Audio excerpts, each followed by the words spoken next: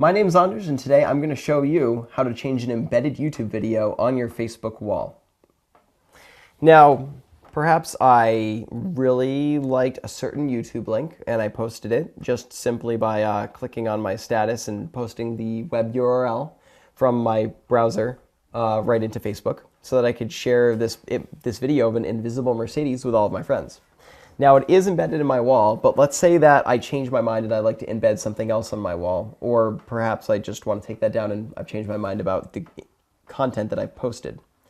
Now, in the upper right-hand side of the content I did post of the invisible Mercedes, I can click on the Edit or Remove button, which is a little pencil, and then I can just click Delete Post or Hide from my timeline. Now, I really don't want this here, so I'm going to delete it from my timeline entirely by just clicking Delete Post.